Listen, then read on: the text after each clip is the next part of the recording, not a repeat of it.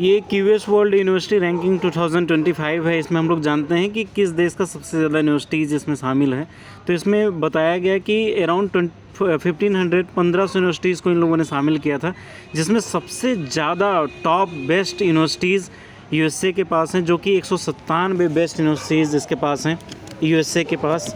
और उसके बाद नंबर आता है यूके के बाद, मतलब यूनाइटेड किंगडम, इंग्लैंड, जिसके पास 90 बेस्ट यूनिवर्सिटीज़ हैं। उसके बाद चाइना आता है जिसके पास 71 बेस्ट यूनिवर्सिटीज़ है। उसके बाद छोटे मोटे सारे देश आते हैं जिनके पास उतने बढ़िया यूनिवर्सिटीज़ नहीं है।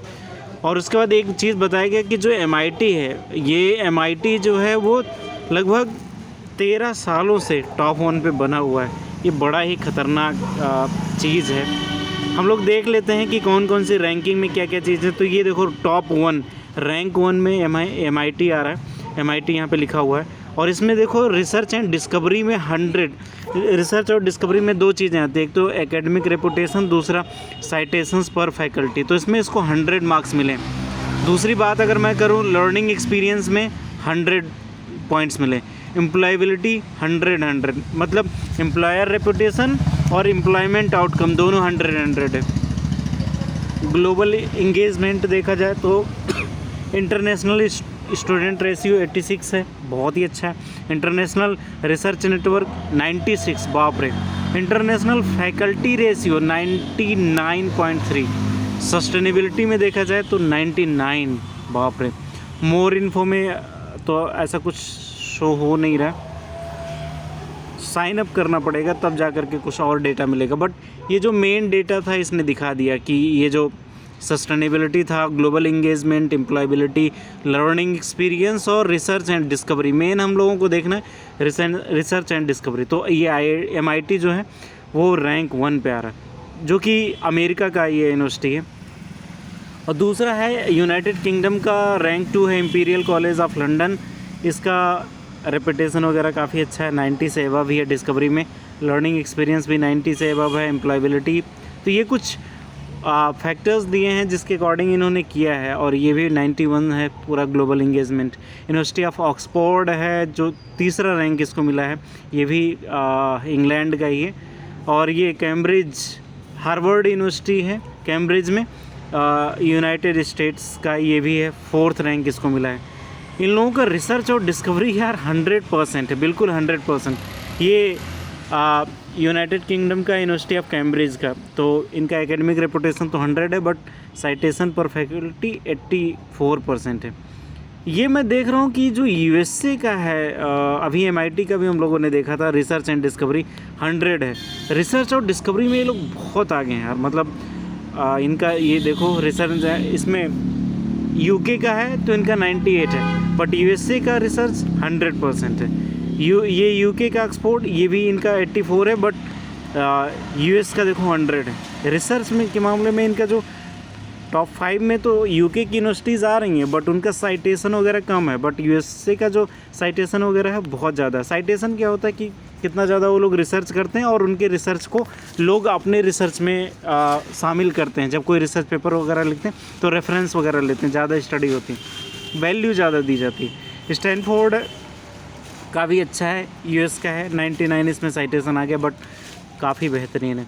और ये स्विट्ज़रलैंड आ जाता है इसके बाद, सोचो US UK, उसके बाद स्विट्ज़रलैंड की एक यूनिवर्सिटी है जो 7th रैंक पे। इतना छोटा सा देश है और इंडिया इतना बड़ा देश है, फिर भी वो नहीं आ रहा है। 8 रैंक पे आता सिंगापुर। सिंगापुर मतलब यार मैं क्या बताऊँ, मालदीव और अंडमान को जोड़ दो तो उतना बड़ा भी सिंगापुर शायद ना हो। और उसकी 8th रैंक लेकर आती है university, national university of Singapore. और ये USA लंदन, फिर UK किया गया। ऐसे ही नहीं, इंग्लैंड वालों ने पूरे दुनिया पे राज किया था, पूरा कॉलोनाइज करके रखा था। ऐसे ही नहीं, क्योंकि इनके पास यूनिवर्सिटीज़ भी टॉप लेवल की हैं मुझे लगता है। और उसके बाद कैलिफोर्निया इंस्टीट्यूट ऑफ टेक्नोलॉजी, फिर US UK आप देखते जाओगे US। और ये US, और यहाँ पे भी देखो इनकी रिसर्च, मैं रिसर्च और डिस्कवरी को ही दिखा रहा हूँ सिर्फ। इनका रेपुटेशन 100% भाई, एकेडमिक रेपुटेशन 100%, साइटेशन मतलब 95 से भी प्लस है, 98 के करीब। ऑस्ट्रेलिया की यूनिवर्सिटी आ गई, सोचो 13 रैंक पे। और ये चाइना आ गया 14 पे। सोचो हमारी टॉप 100 में एक भी यूनिवर्सिटी नहीं है। आप देखते जाओगे इंडिया का, अभी मैं इंडिया का भी डेटा दिखाऊंगा, बट ये देखो सिंगापुर की यूनिवर्सिटी आ गई टॉप 15 में। ये यूएस की फिर आ गई, फिर ये हांगकांग, इतना छोटा सा देश है, उसकी यूनिवर्सिटी 17 नंबर पे आ रही है, सोचो ये क्या आ गया। लुकिंग फॉर, ये कुछ मामला गड़बड़ा गया, चलो एकेडमी, चलो।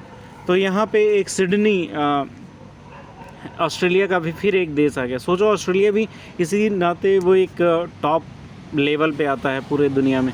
चीन का फिर दबदबा ऐसे नहीं है, चीन का ओलंपिक में भी दबदबा है, और इन्होंने अपनी यूनिवर्सिटीज़ भी, रेपुटेशन देखो भाई कितना ज़्यादा हाई है, 99.2, 99.1, मतलब इनके यहाँ जो रिसर्च दिया जा रहा है और रेपुटेशन है काफ़ी हाई है। इवन ये शिकागो यूएस की जो यूनिवर्सिटी है उससे भी ज़्यादा हाई इसका साइटेशन है, 99 है, और ये 21 रैंकिंग है। 22 है प्रिंसटन यूएसए का, यूएसए, यूके, चाइना और ये ऑस्ट्रेलिया, ये सब छाए हुए हैं। फ्रांस का भी आगे सोचो, हालांकि इनका थोड़ा सा रिसर्च में कम है, बट अदर जो चीज़ें होंगी वो हाई होंगी। पेरिस में, चलो इसका सस्टेनेबिलिटी चेक करते हैं, क्योंकि वो पेरिस एग्रीमेंट इन्हीं के यहाँ हुआ था, इन्हीं के यहाँ पेरिस एग्रीमेंट हुआ था, और इनकी सस्टेनेबिलिटी 73% है। शर्म करो फ्रांस वालों। हालांकि इंडिया वालों को हंसने की ज़रूरत नहीं है, क्योंकि टॉप 100 में भी नहीं है। तो ये मैं ये नहीं, इसलिए डेटा ये नहीं दिखा रहा हूँ कि अपने देश को मतलब शर्मिंदगी महसूस हो। हम लोग किन किन एरिया पे काम कर सकते हैं, इसीलिए मैं डेटा पे थोड़ा सा स्टडी कर रहा हूँ कि अपने इंडिया की यूनिवर्सिटीज़ अगर किन किन क्षेत्रों पे स्टडी करें तो बेहतर कर सकते हैं। ये कनाडा भी आ गया 25, स्विट्ज़रलैंड, कभी हमारे यहाँ नालंदा, तक्षशिला, पूरी इतनी बड़ी यूनिवर्सिटीज़ होती थी, और ये देखो यूएसए का फिर आ गया, तो जर्मनी आ गया, कनाडा आ गया, ऑस्ट्रेलिया आ गया। अब ये पेज ही ख़त्म हो गया, रुको दूसरा पेज करते हैं। 31 पे कौन सा है, साउथ कोरिया की यूनिवर्सिटी आ गई यार, Seoul national university, Johns Hopkins US, Japan का भी आ गया, सोचो यूएस का आ गया। अभी मुझे शर्म आएगा अगर एक छोटे मोटे देश का और भी आ जाएगा। चाइना देखो फिर आ गया, यूके का फिर आ गया, और ये कौन सी यूनिवर्सिटी है, ऑस्ट्रेलिया की आ गई, और इनका रेपुटेशन काफ़ी अच्छा, साइटेशन वगैरह का। And next one is New York university, USA छाया हुआ है, ऐसे नहीं। और ये ये हांगकांग का आ गया, ओलंपिक वगैरह में इतने मेडल्स लाते हैं, ये यूनिवर्सिटीज़ वगैरह ही लेकर आती हैं, इनके रिसर्च वगैरह। नीदरलैंड तक आ गया यार, नीदरलैंड का नक्शा देखोगे तो भारत से बहुत छोटा है, और इन लोगों ने काम किन किन सब क्षेत्रों पे किया है। नीदरलैंड ने इसका, अगर इस पे बात किया जाए तो इसका क्या है, रिसर्च पे तो 74 है, और 80 के करीब है इसका वो। एम्प्लॉयबिलिटी कितना है ये बताओ, 83% बताओ, हाई है यार। ग्लोबल इंगेजमेंट ये लोग हाई करके रखे हैं, सस्टेनेबिलिटी में भी हाई होगा, ये मुझे पक्का पता था। सस्टेनेबिलिटी में मोस्ट ऑफ द जो यूरोपियन कंट्रीज़ हैं वो सस्टेनेबिलिटी में हाई होते हैं। ये क्योटो जापान का हो गया, टॉप 50 में हमें इंडिया का एक भी नहीं मिला, सोचो। ऐसे ही हम देखते जाएंगे, सब यूके, ये नीदरलैंड अब आना शुरू हो गया, साउथ कोरिया भी आगे जा रहा है, इसीलिए वो टेक्नोलॉजी में इतना हाई रैंकिंग उसने किया है। ऐसे नहीं साउथ कोरिया हाई गया है, क्योंकि उन्होंने अपनी यूनिवर्सिटी सुधारी है भाई। और हम लोगों का मैं क्या ही बताऊँ, ये ड्यूक यूनिवर्सिटी, यूएस पूरा हर जगह यूएस छाया हुआ है, इसीलिए डोनाल्ड ट्रंप इतना ज़्यादा कूद रहा है। हर देशों पे टैरिफ लगाया जा रहा है। ताइवान आ गया, सोचो यार, ताइवान मतलब इतनी छोटी सी कंट्री, मतलब अगर नक्शे पे भी देखा जाए तो पॉइंट कितना आएगा।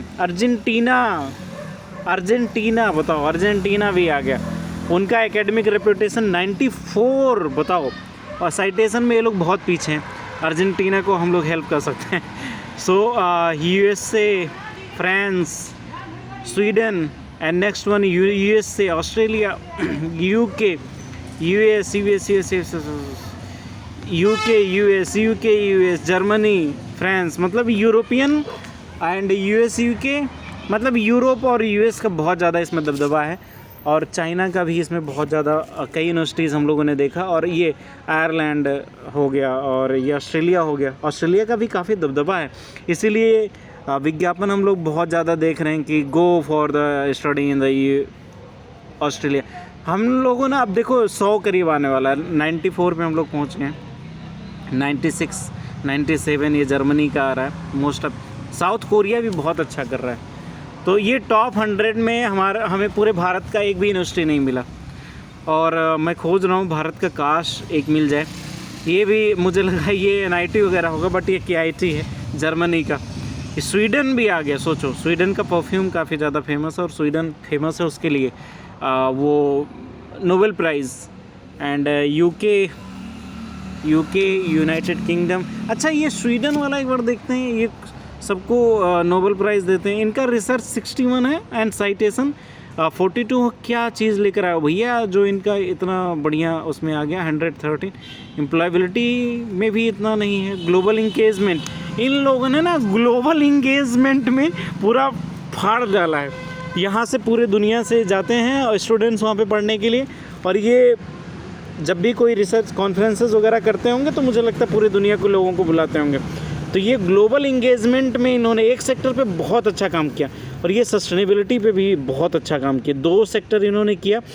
इन्होंने इतना ज़्यादा काम रिसर्च पे नहीं किया। रिसर्च पे सबसे ज़्यादा काम किया यूएसए और चाइना ने, और ये ऑस्ट्रेलिया वगैरह ने भी अच्छा काम किया, यूके ने भी किया। बट इनका मुझे अभी जितना समझ में आ रहा है कि ये सस्टेनेबिलिटी और ये इवन इनका एम्प्लॉयबिलिटी भी लो है 33, और ये आउटकम 67। बट इनका सस्टेनेबिलिटी और ये ग्लोबल इंगेजमेंट, इस पर बहुत ज़्यादा काम किए। ये कौन सा था, university of Saint Andrews, UK फिर आ गया, ये नीदरलैंड, जापान। इससे आप ये भी देख सकते हो अगर आपको बाहर दुनिया में पढ़ने जाना है तो कौन से यूनिवर्सिटीज़ में आप जा सकते हो, अगर मिल जाए तो अच्छा होगा। ये बॉस्टन यूएस का है, ये क्या नॉटिंघम यूके, फिर आ गया यूके, डेनमार्क। इंडिया का भी मिल जाए कहीं पे इटली भी आ गया, अभी तक इटली नहीं था। 111 में इटली भी आ गया, फिनलैंड भी आ गया। ये सब बहुत छोटे छोटे देश। यूएसए फिर आ गया, यूएसए का ये अटलांटा, मतलब जितने उसके वो हैं स्टेट्स, हर ज़िले इसमें कवर हो जाएंगे मुझे लग रहा है। Canada, USA and Finland, Mumbai India. वाह वाह, 118 रैंक लेकर आई हमारी मुंबई इंडिया। वो भी किस चीज़ में? सबसे पहले रिसर्च एंड डिस्कवरी में देखें, एकेडमिक रेपुटेशन इसका बताओ 60% में तो हमारा फर्स्ट डिवीज़न होता है, 60% भी ये लोग नहीं लेकर आए। चलो ठीक है, 58% है। साइटेशन पर फैकल्टी 79 पॉइंट है इनका। लर्निंग एक्सपीरियंस का देख लेते हैं। ओहो, फैकल्टी स्टूडेंट रेशियो में पॉइंट इनको सिर्फ 14 मिला, बताओ मतलब टीचर्स की कितनी कमी है आईआईटी में, वो भी आईआईटी बॉम्बे जो कि टॉप मोस्ट मानी जाती है, उसमें फैकल्टी स्टूडेंट रेशियो सिर्फ 14 पॉइंट। सोचो इतनी बुरी स्थिति। अच्छा, ये एम्प्लॉयबिलिटी तो देख लें।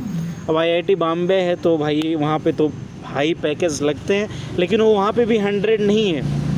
एम्प्लॉयमेंट रेशियो सिर्फ 64 हुआ है। सोचो टॉप मोस्ट आईआईटी है और वहाँ पे भी एम्प्लॉयमेंट 64। इंडिया कितना ज़्यादा